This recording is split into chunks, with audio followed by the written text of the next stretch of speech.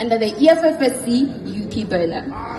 Before we can sing and chant free education for all, we as the Student Command are calling for the eradication of financial exclusion. In light of the fact that a great deal of people in South Africa are living in poverty, and funding is one of the most fundamental issues that students are currently facing, as fees are expensive. Fees in the University of Pretoria range from 39,000 to 84,000 rands, and this is only for first year, and this is particularly for students that are from SA and SADC. Education plays a significant role in improving socio-economic conditions for individuals and communities. While this may be the case, we have to understand the social and economic dynamics that affect their ability to develop as individuals and members of the society.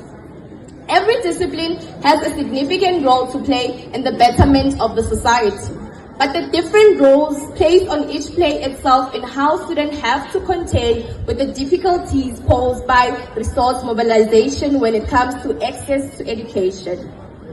Education in South Africa, as elsewhere, is contradictory.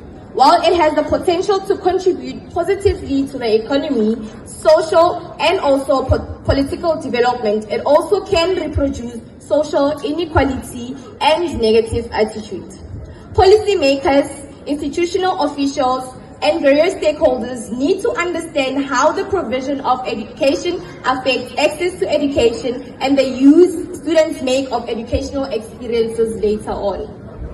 The creation of conditions enabling people to access such rights can be translated into formal and substantive equality through the enhancement of substantive and freedoms through the distribution of resources.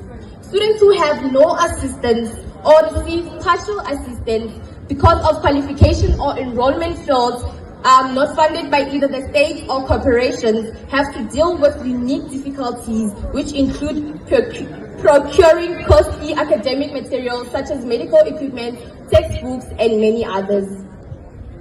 This also includes international students who fall outside because of exclusionary funding criteria for accessing such resources.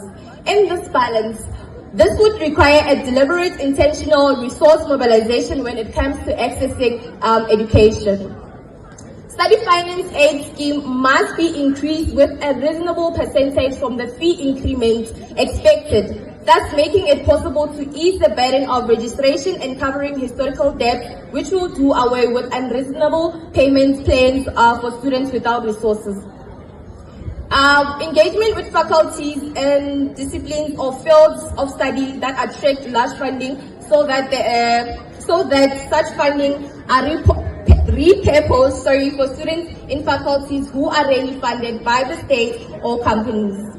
Engagement with external stakeholders to supplement the capacity above to ensure that students are not assisted with funding but are able to actually generate sufficiently for covering students who are or may not have any academic materials. This will ensure that the money received from external bursaries or other organizations will be used to ease financial burdens of students who have no funding or students that have been defunded by NSFAS due to exceeding the 350 threshold or rather exceeding the N+1 rule.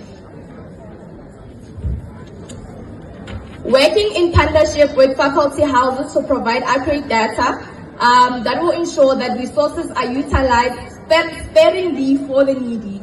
The Revenue Fund and Treasury Sub-Council will aid in ensuring that students such as international students are covered with no compliance to legal, institutional and donor difficult criteria.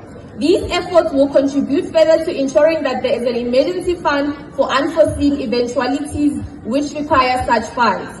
Students with intelligence and capacity to create businesses endeavors must also be advanced through a student training policy to be able to generate income freely over the time without their ideas being appropriated by the institution for its own benefit-making goals. The struggle to ensure that the university education is accessible and provides genuine opportunities for all is still continuing. As a student leader running for the study finance portfolio, I am committed to advocating for your financial needs and ensuring that all the problems that you might have within finance is actually met. I am committed to actually addressing the issues that you might be having by proposing practical solutions and collaborating with the university's authorities to ensure that we create an environment that is supportive. Together we can build a community whereby financial crises do not hinder with our potential for success and growth. By so saying, I thank you. Ngena wena mfundi, vote EFFSCUP. Ngiyabonga.